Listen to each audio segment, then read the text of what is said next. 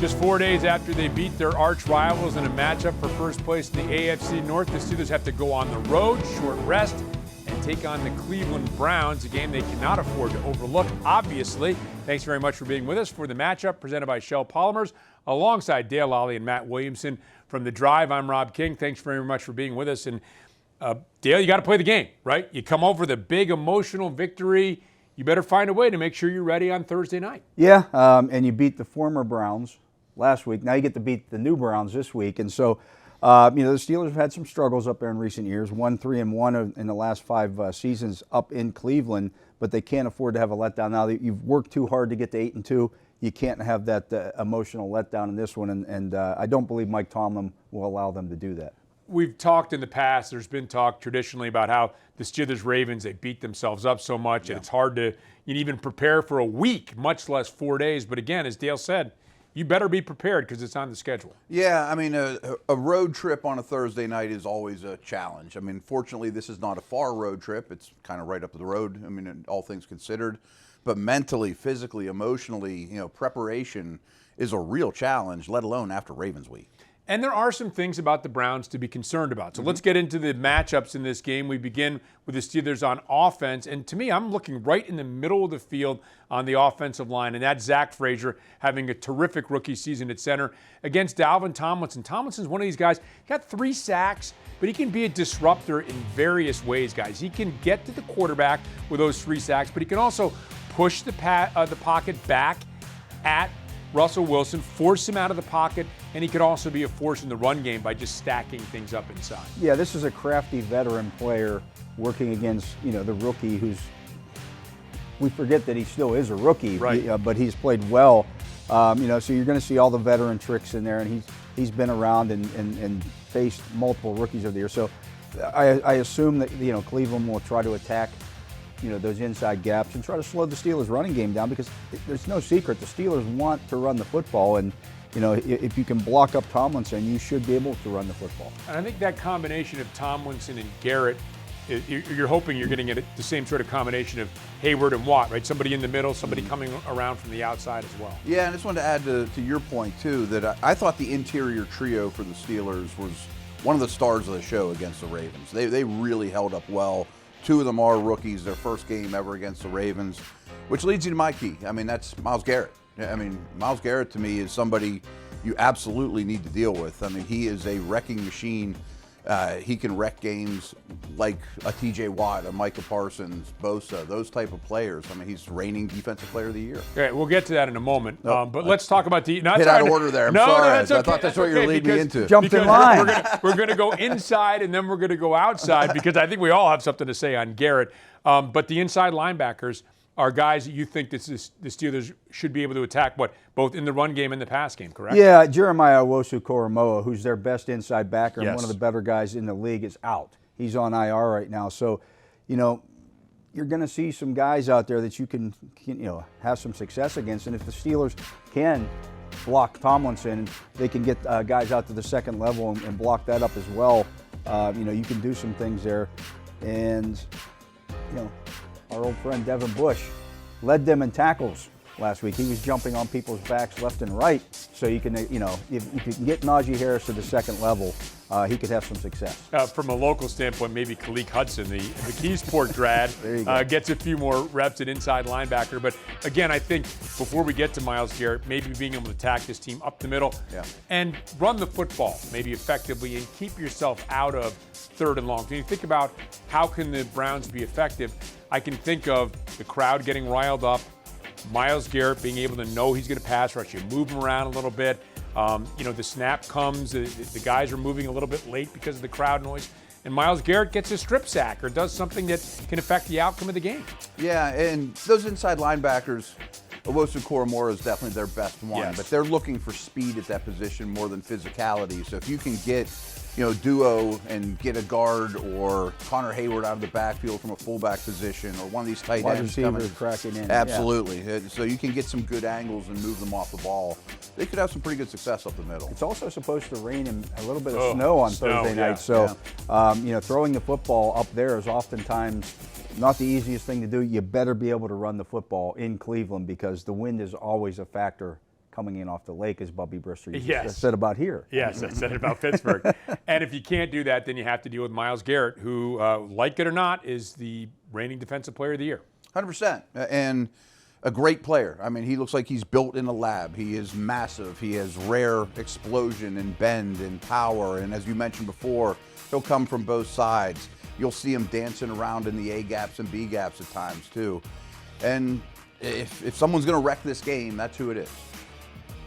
Yeah, I mean, he's a great football player. He's not as good as T.J. Watt, but he's a good football player, and has kind of been, he's had an up and down season. He's dealing with a little bit of a foot injury all this season, and they really don't have the true Robin to him this year. Zadarius Smith has been traded. He's been right? traded, so you got to be able to block that guy. Tomlinson's he can be a factor in the pass rush game, but he's not to that level. So Right. you got to make sure you get a double team on Myles Garrett every time. Agreed. Well, Yin's Chat regular season challenges are back. You can answer trivia and predictive questions and compete against Steelers Nation for a chance to win a mini helmet signed by Cam Hayward. Remember to play every week for a chance to win new prizes and a chance at the grand prize as well.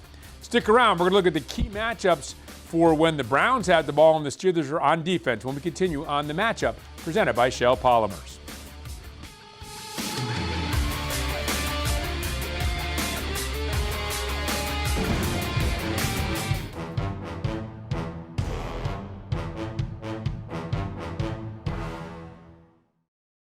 Hi folks, welcome to the Pittsburgh Steelers Hall of Honor Museum. Now this is the best era. I couldn't agree more. Those teams were unstoppable. The teams were really good in the 90s. Come on, you couldn't catch those teams of the 2000s. Literally. The 70s were the best. No way, the 2000s. Whoa, stop fighting. I think every era was pretty sweet. You said it, kid. I hope you guys enjoyed yourselves. Wait, you're T?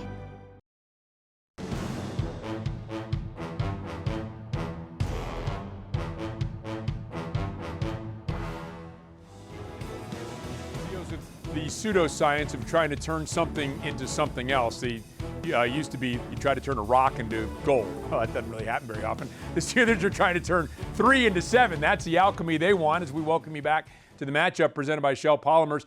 If you have to settle for field goals, Matt, you might as well have the best guy in the game, and that's Chris Boswell. Second time this year, he's 6 for 6 in field goal attempts. He's ridiculously good. I mean, it doesn't matter the distance, the situation, the pressure. He has been the best kicker in the game, and I'm glad he's finally getting that recognition because he's really deserved it for years now, to be honest with you. Yeah, and the venue hasn't mattered either. I mean, you're talking about a guy who has kicked his entire career in the AFC North, and as we know, the weather is often a factor in a lot of these AFC North games. There aren't very many dome kicks in Chris Boswell's career. He's been really good regardless of where he's kicked them at. But you'd like not to rely on him in the red zone quite as much, you'd right? like some touchdowns. And Right. after Washington, right, you get 4 touchdowns. You're thinking, all right, well then 6 field goals against Baltimore. Bottom line, you won. You're 8-2, and you're facing a challenge here with the Browns. Look, the Browns came out in Winston's first game at quarterback and did a great job against Baltimore, upset the Ravens. You don't have to look back that far to realize this is a team that can pull an upset. And yeah, they traded Amari Cooper, but they've got kind of an array of receivers that the Steelers are going to have to deal with here. Yeah, it's not a bad group, and they're all starting to emerge quite well. Tillman, I think I would consider the one. Jerry Jeudy's been very productive with Winston as well. Elijah Moore's been a guy that's a high-quality 3. And between the 3 of them, they pretty much average between 8 and 11 targets apiece with Winston. They throw the ball a ton. He's super aggressive, really deep average depth of target, too. That's just a Winston staple. And David Njoku is a very dangerous tight end. Former first-round pick that took a little while to kind of hit his stride in the league, but the last couple of years, he's really taken it up a notch. Great after the catch, physical specimen. Pro Bowler a year ago. Yeah, absolutely. A lot of catches, and he's on he missed some games this year, but he's on a similar kind of pace that he was last year. And it was interesting. Last week we saw against the Ravens, Minkah Fitzpatrick come up in the box on a lot of passing downs to help cover against their tight ends.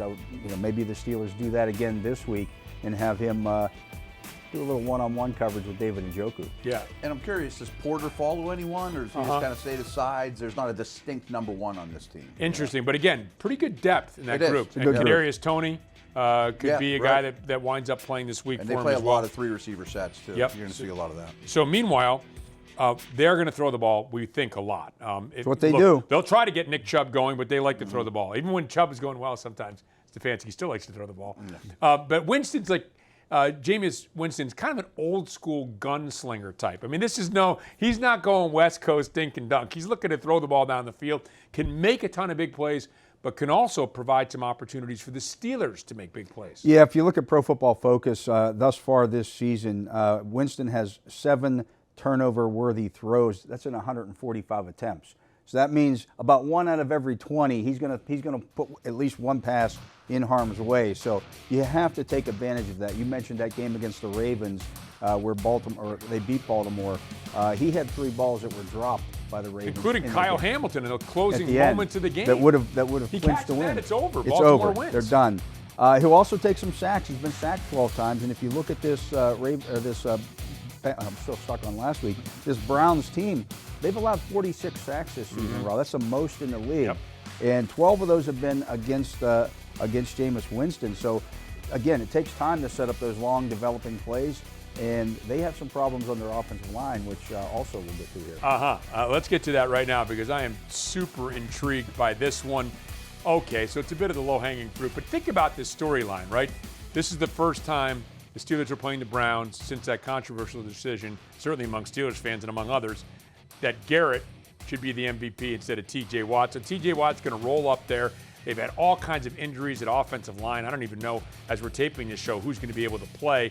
But I do think this provides a tremendous opportunity. Winston holds onto the ball. The offensive linemen are suspect. Watt, I think, will be extra motivated. All that adds up to me for a big game for T.J. Watt. Yeah, and his history against the Ravens is ridiculous. His history against the Browns is ridiculous. It's even better than It's the even Ravens. better, which is insane. And the offensive line used to be a real strength of this Browns organization, but they've had injuries, and particularly at offensive tackle, it's been a revolving door week to week. It's hard to keep up with who's in and who's out. And DeJuan Jones is out for the year now. I mean, so he was a kind of a promising young guy. Yeah. And when I think about T.J. Watt, I was thinking about this calling the game on Sunday because that sack against the Ravens tied him for the most sacks he had against any opponent, Ravens and Browns, and I thought, that's only going to last 4 days. I think he's going to break that record on Thursday, his own personal record on Thursday. He's going to get some chances in this one for sure, and I would expect Jack Conklin is back, but he's kind of a shell of himself at this point at right tackle. Cleveland, again, as Matt said, likes to run a lot of 11 personnel, and They don't want Njoku helping. Njoku's not, like who's chipping T.J. Watt in this game? So that's going to be the interesting thing to watch here, because every team has done that, and if you don't do that, look out. Yeah. Like you said, a lot of longer developing plays. Yeah. Downfield. Agreed. A huge game for the Steelers. 8-2. They want to back that up with a win and a short week against Cleveland. Kickoff coming your way 8:15 from Huntington Bank Stadium in Cleveland on Thursday night. For Dale Lally, for Matt Williamson, I'm Rob King. We thank you for watching The Matchup, presented by Shell Polymers.